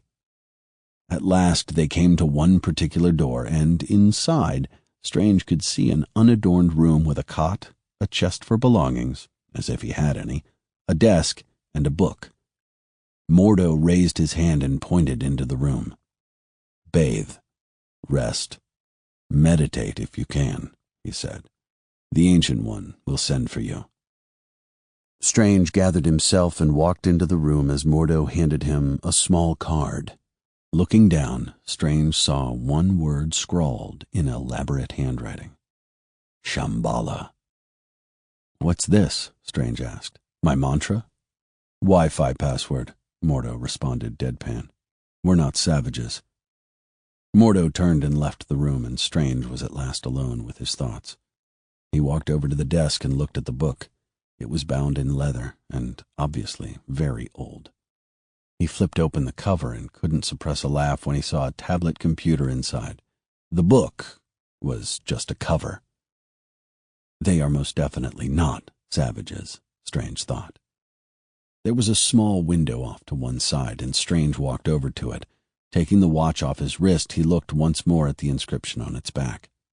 "Time will tell how much I love you," he said, softly reading the inscription. "Time will tell." He thought of Christine and set the watch down on the windowsill. The sun shone through the Camartage central compound, and there was an absolute feeling of spring in the air. With it, Strange was sure he could also feel something he had not felt in a very long time. Hope. After months spent traveling in the same shabby shirt and pants, Strange at last had a change of clothes. He now wore a gray uniform of tunic and pants. Mordo explained to him that gray was the color of the novice, a person just learning the ways of Camartage. It had been a long time since Stephen Strange had been a novice at anything. Perhaps it was time to be a novice again. As he walked through the central compound, Strange saw an enormous, ancient gnarled tree. Dark blue flowers bloomed from its branches, and Strange noted their beauty. It had also been a long time since he had noticed the beauty of a flower. Strange could hear his footsteps echo as he walked into the Ancient One's sanctuary. She had sent for him, and he entered anxiously. He wanted to learn everything he could all at once, but he knew that wasn't possible. What he was about to do would require otherworldly patience. The Ancient One sat on the floor behind a low table. She looked very much at peace. Strange approached, uncertain. Lowering himself, Strange sat down directly across from her. The Ancient One noticed, but did not look at Strange. Instead, she picked up a brush that was resting on the table and dipped it in an inkwell. Turning to a piece of paper, the Ancient One painted what looked like a rune. The strokes were graceful, masterful, and the Ancient One's hand moved like a spring breeze. The language of the mystic arts is as old as civilization, she said, still not looking at Strange. Sorcerers of old called the use of this language spells.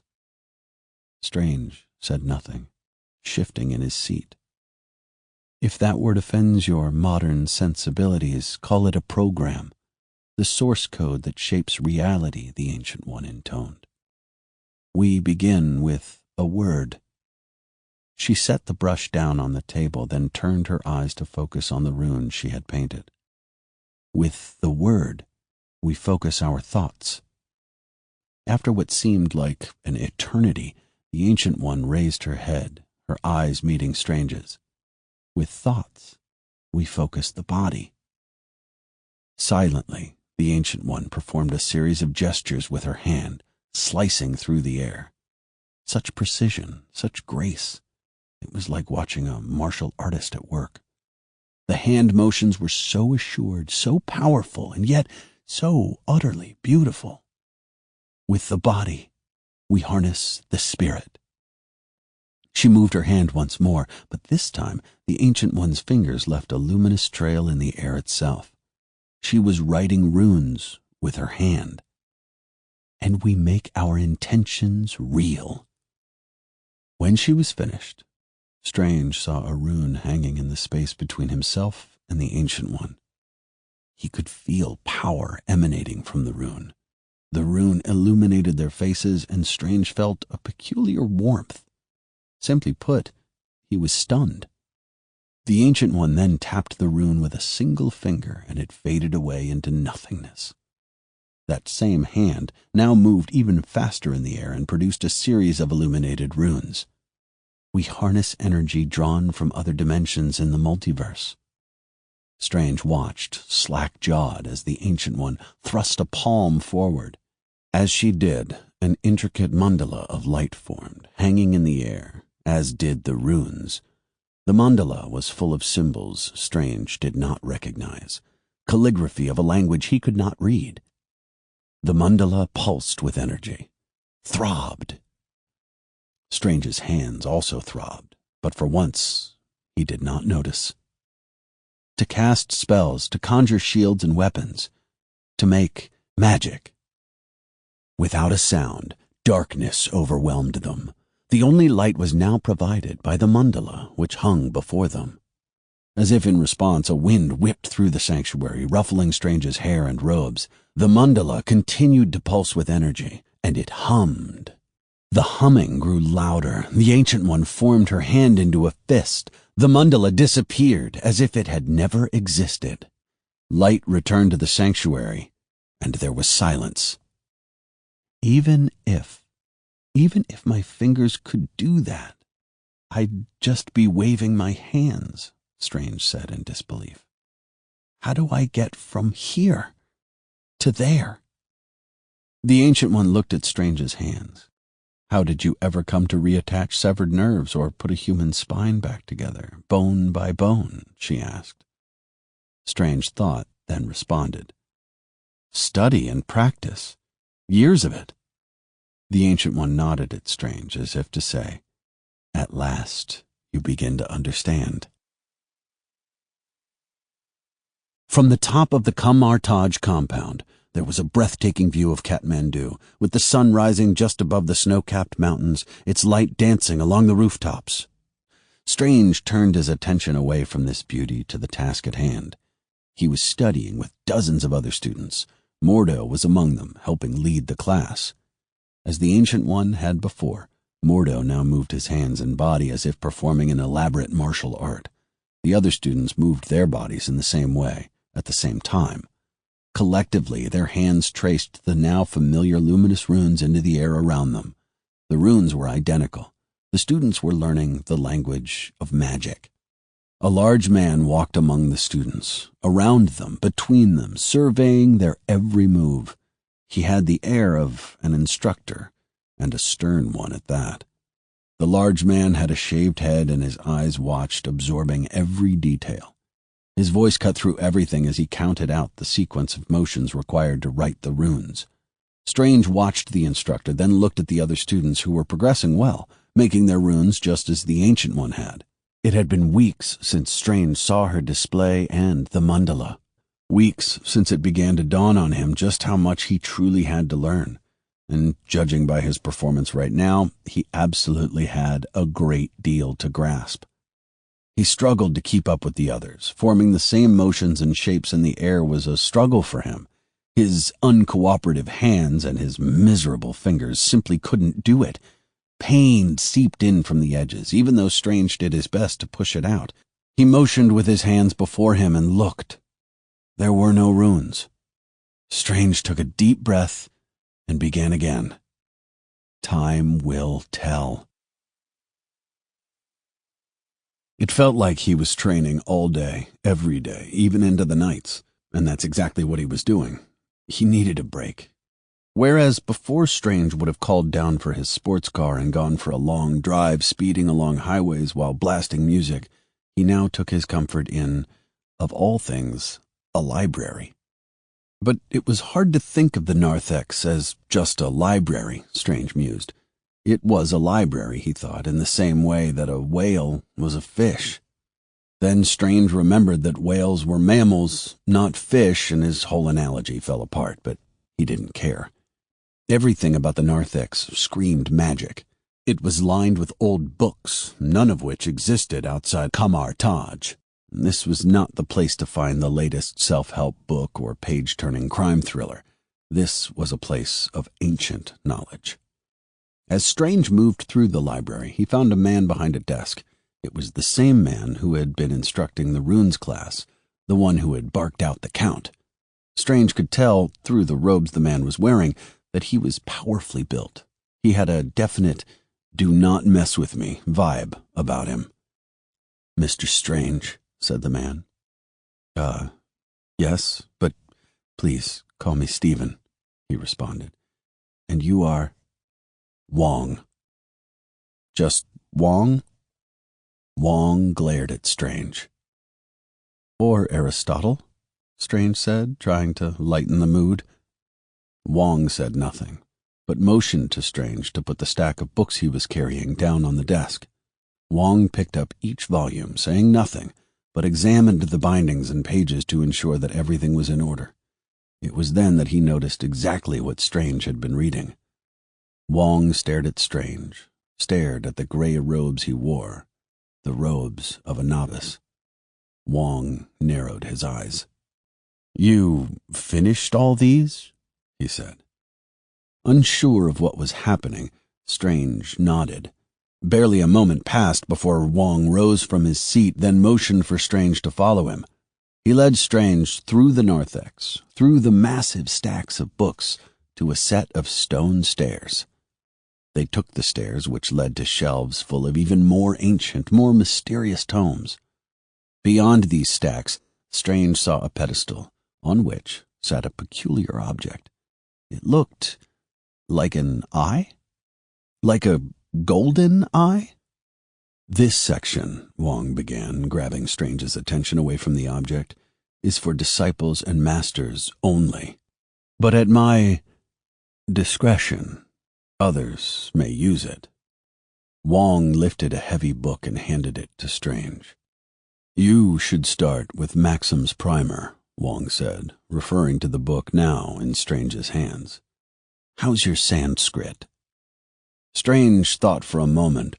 Sanskrit was a very old language, still used in certain parts of the world. Not in my world, Strange thought.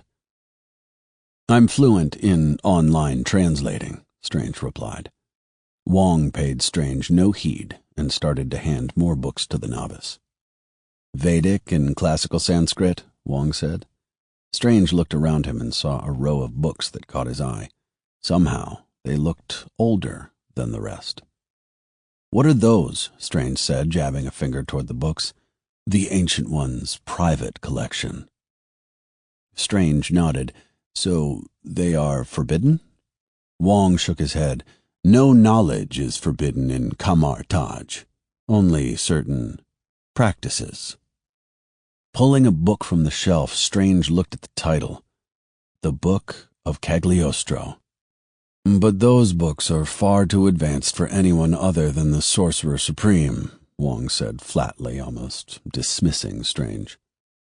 Flipping through the book, Strange immediately noticed that something was amiss. "This one has pages missing." "The Book of Cagliostro. 2 rituals stolen by a former disciple," Wong said, drawing a long breath. "The zealot Caecilius, just after he strung up the former librarian and relieved him of his head." Strange's eyes went wide.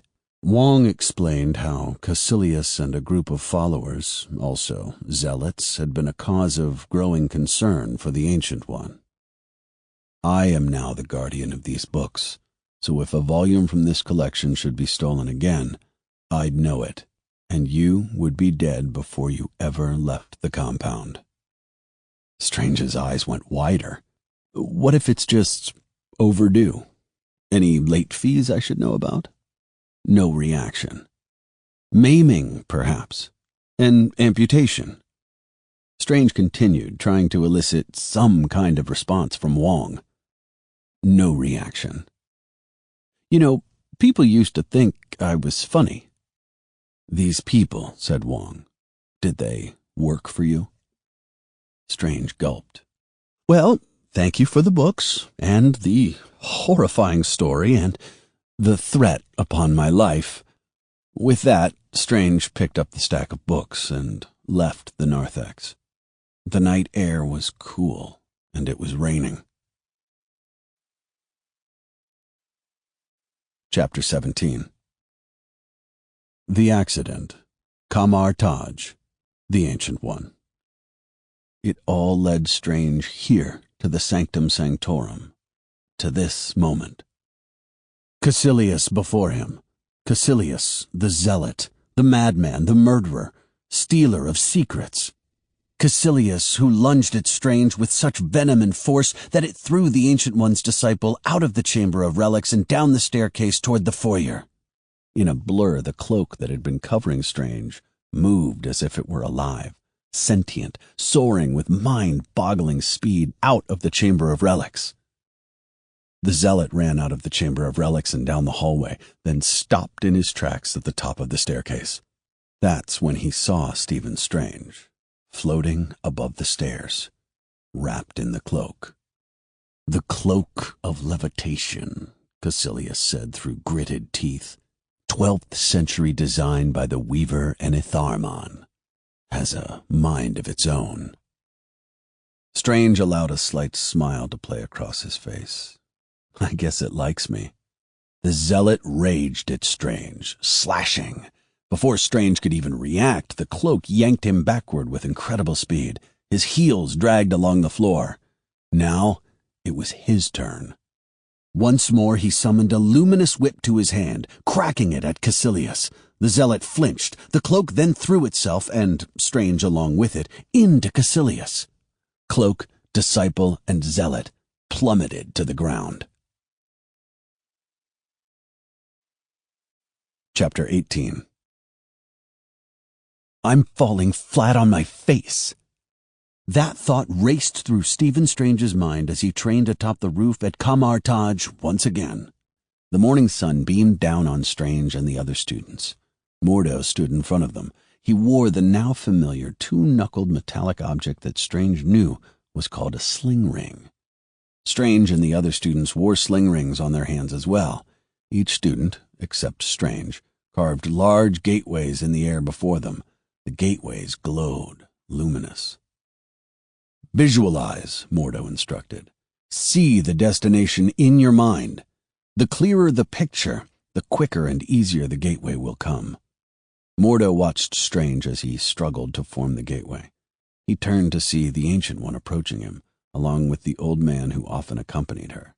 The man had his hands folded in his robes. "I would like a moment alone with Mr. Strange," said the Ancient One. "Of course," Mordo replied. His face betrayed shame that Strange appeared to be making no progress under Mordo's teaching. Mordo walked away, beckoning the other students to accompany him. The Ancient One and the old man sat down, facing Strange. Strange grimaced. He knew what was going on here. He was falling, failing. "My hands—" "It's not about your hands," the Ancient One interrupted. Strange looked at the Ancient One, not believing what he was hearing. "How is this not about my hands?" "Hamir," said the Ancient One, gesturing to the old man beside her. In response, Hamir raised his arms, pulling them from his robes. He showed his hands to Strange, or rather his one hand. On the other arm, where the hand should be, was a smooth stump, ending just above the wrist. Hamir stood a moment, then waved his stump in the air, trailing luminous writing in its wake. Strange couldn't believe it. Even with a missing hand, Hamir was creating the runes.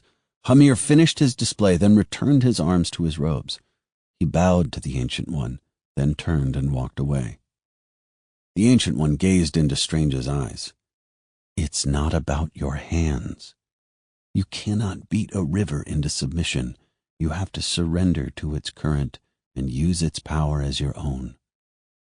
"I control it by surrendering control," Strange summarized.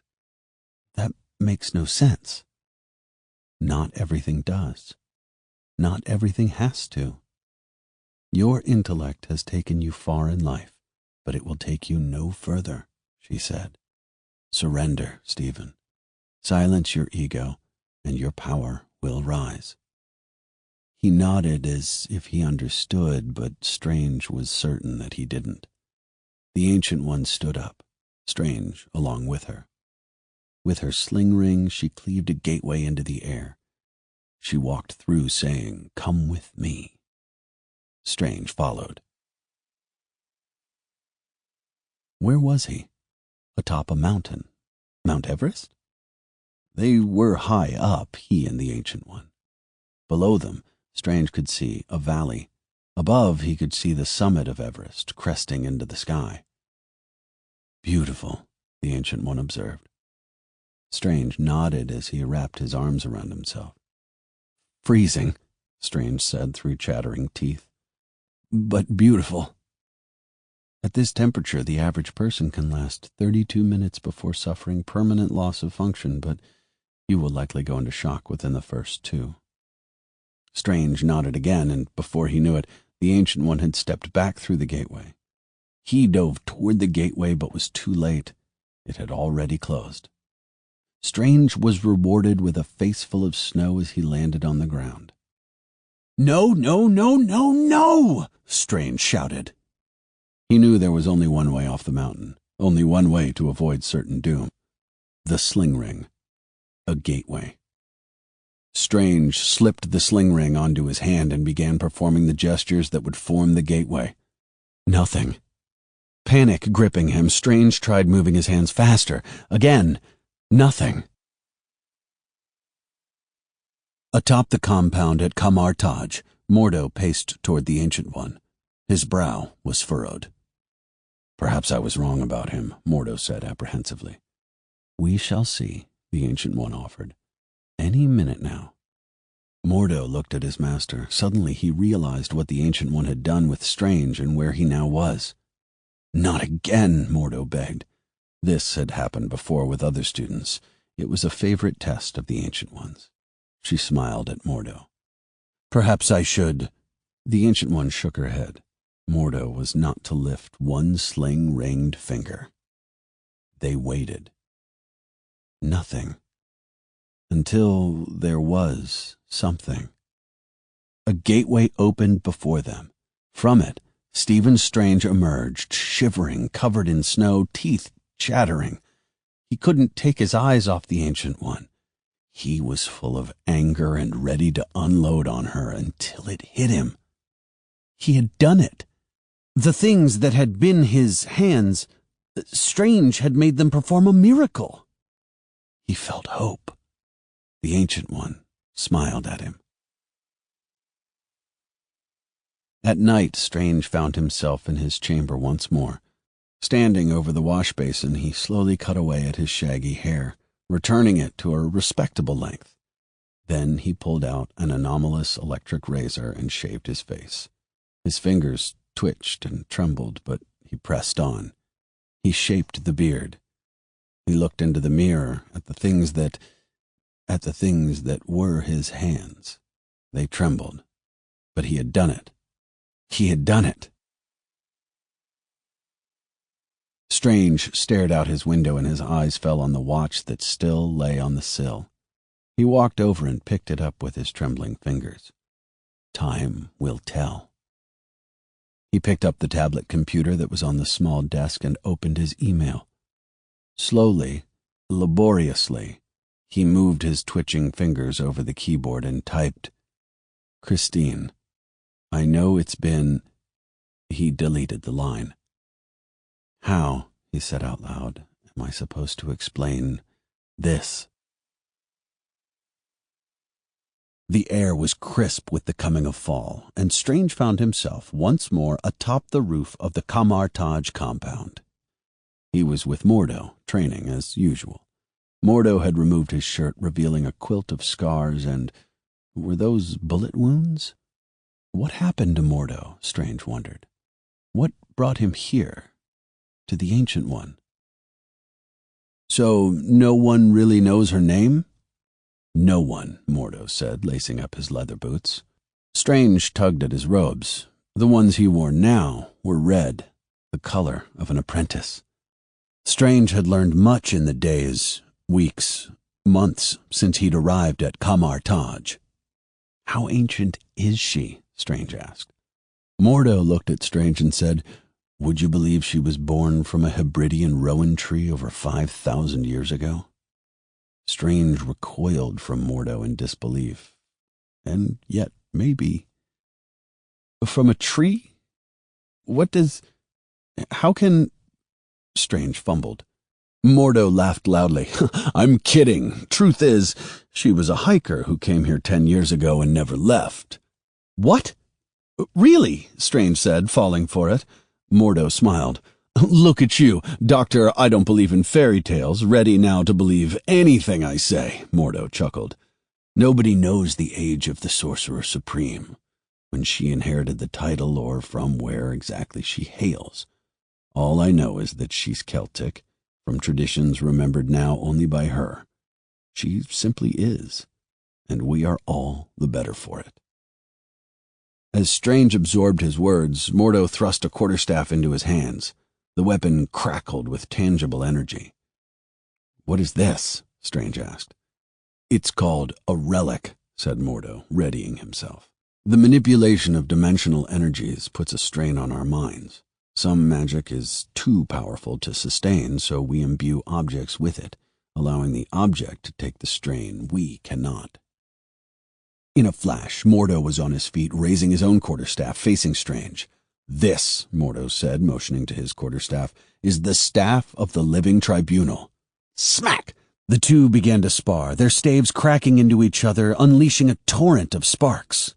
Other relics include Scrack, the Wand of Watum, the Pincers of Power, the hoary Vrak hosts of Hogoth, the Crimson Bands of Sitarak, the— Strange lowered his quarterstaff, laughing. He was practically doubled over.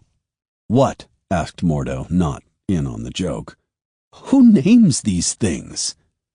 Mordo pondered the question, throwing Strange a stern look. Then he shrugged. He didn't know. "I haven't even mentioned the brazier of Bomgoliath yet." Scrack! Once more, Strange and Mordo clashed in their practice battle. Mordo was big and fast, strong and agile, and he had the edge of experience. Who knew how long he had been studying under the Ancient One? But Strange was a quick study. Slowly, he began to get the upper hand. Scrack! Strange batted aside Mordo's quarterstaff with his own. He was winning. "Elizabeth!" Strange shouted. "What?" Mordo asked, confused. She looks like an Elizabeth. Strange's confidence was mounting, enough to let his sense of humor creep in, just as it had done when he had faced difficult surgeries. But Mordo still had experience on his side. His boots began to glow, and suddenly, as Strange watched, helpless, Mordo vaulted over his head. While Strange hesitated for only a second, Mordo took that moment to press his advantage. He slammed the end of the quarterstaff into Strange's body, sending him to the floor. Mordo swung the staff towards Strange's head, a killing blow. He stopped an inch from Strange's face. Fight like your life depends on it, because one day it may. Strange panted. He nodded. Mordo was right. And, Mordo added gravely, she looks like a Catherine. Chapter 19. Strange was fighting as if his life depended upon it. It did. Mordo had been right. There was punching, a flurry of blows thrown by both sides. Some landed, some didn't. Mostly Strange's didn't. Caecilius had set the rules for this game, and he was beating Strange. Through a haze, Strange saw an axe on the ground. A relic, he guessed. He reached for the axe, only to find the cloak pulling at him once more away from the object of his salvation. What was the cloak thinking? The cloak stopped pulling, and that's when Strange saw what it wanted him to see. Mordo had mentioned them in passing. Wong had talked about them, and Strange recognized them from all the reading he had done in those late nights at the narthex. The Crimson Bands of Siturak. Strange threw them at Caecilius. Snarling, Caecilius tried to duck the bands, without success. Quickly, the bands wrapped themselves around Caecilius, shackling his arms, his waist, his body, his mouth, binding him to the floor. He struggled. The Crimson Bands of Siturak, Strange said. Forged by the smithies of Babylon 3,000 years ago. Strong stuff. A hush fell over the sanctum. For the first time since Caecilius had arrived, all was quiet. Strange looked at his fallen foe, then, with a gesture of his hand, removed the shackle from the zealot's mouth. Caecilius began to chant, but Strange didn't recognize what he was saying. "Stop it," Strange commanded. The zealot didn't. "I said stop it." "You cannot stop this, Mr. Doctor," Caecilius sneered. The cloak of levitation fluttered around Strange as he circled Caecilius.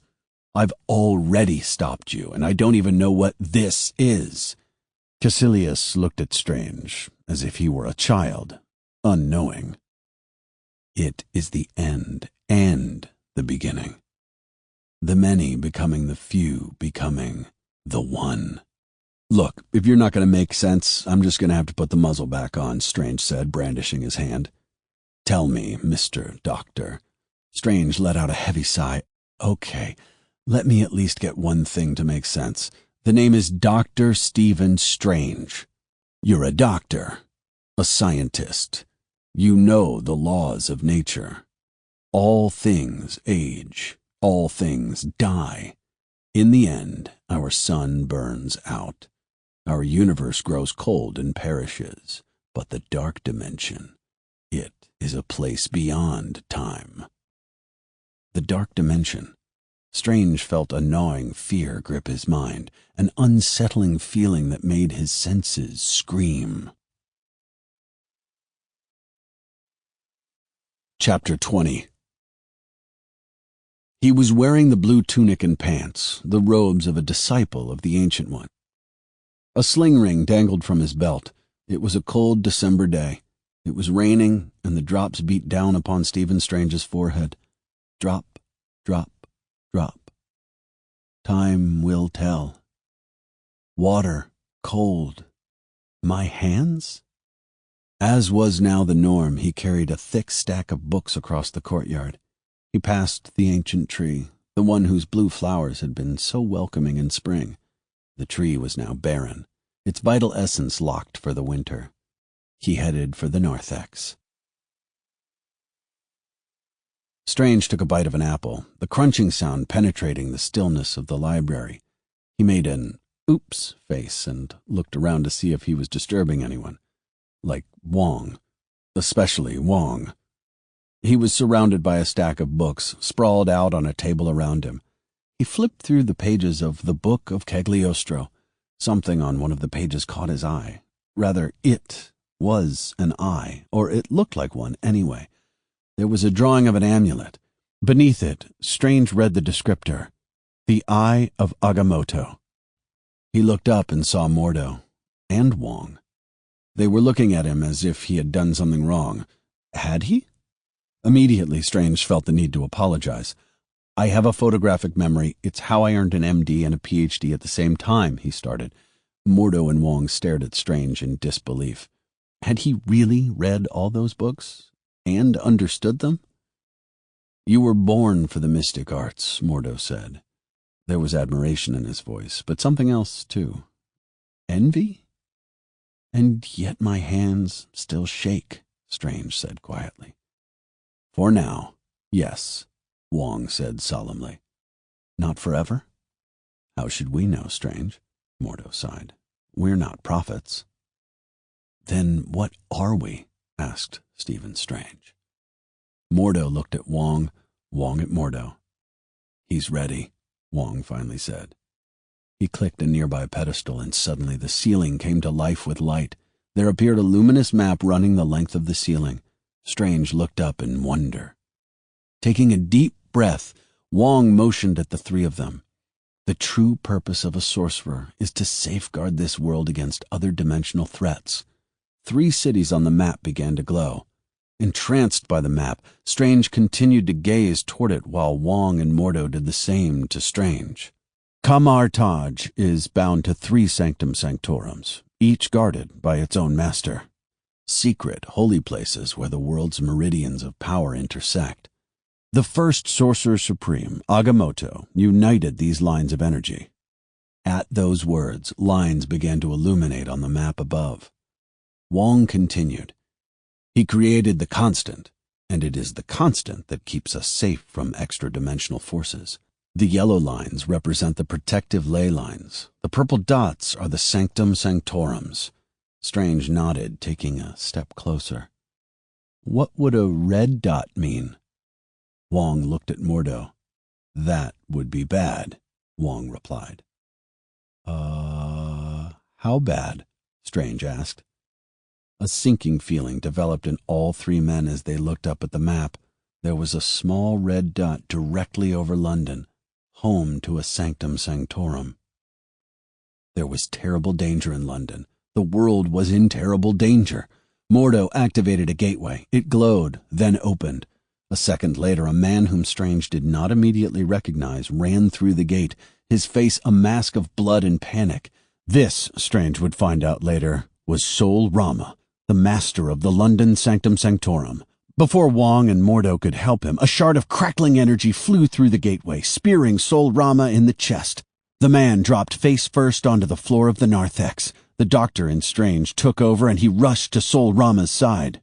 Kneeling beside the fallen master, Strange looked up at the gate. He could see 2 people in robes. There was something wrong with their eyes. They were gesturing wildly. The zealots Wong had mentioned, the ones who followed Caecilius. Wong knelt down next to Sol Rama across from Strange. His muscles looked coiled as if he were ready to pounce. Mordo waved his hands, summoning a weapon to his side. He ran toward the gateway. Then came the explosion. The room shook, and Strange was blown backward through a gate. At least, that's what Strange thought had happened. He found himself inside an unfamiliar stone room, his ears ringing. He felt pain everywhere. Pain. He was used to that. He pushed himself up off the ground, wobbling on his feet, trying to regain his balance. Was he in shock? Maybe. He took several deep breaths. Inhale. Exhale. He looked around and saw a gateway, now closed. The gateway back to Kamar Taj.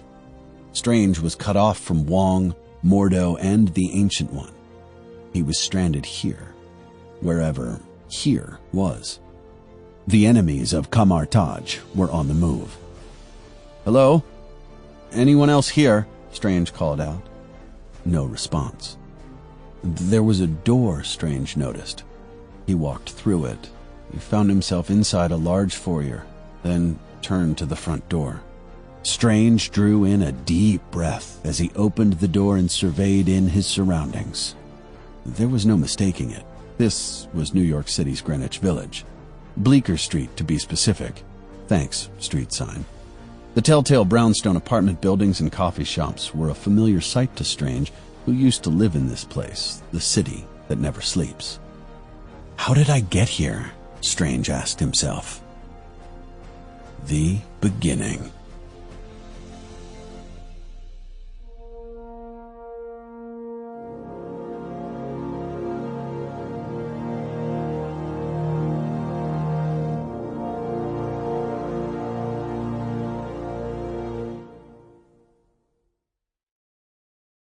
This concludes the reading of Marvel Doctor Strange by Steve Behling. Copyright 2016 by Marvel. This book was read by Bradford Hastings.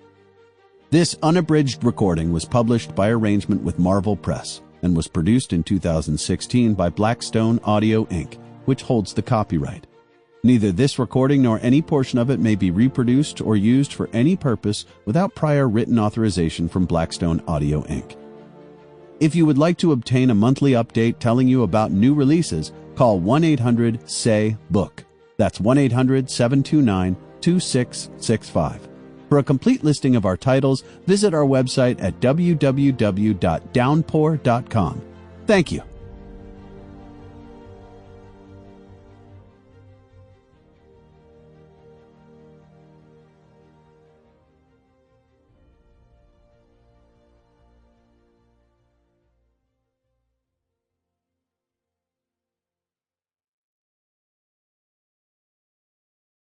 Audible hopes you have enjoyed this program.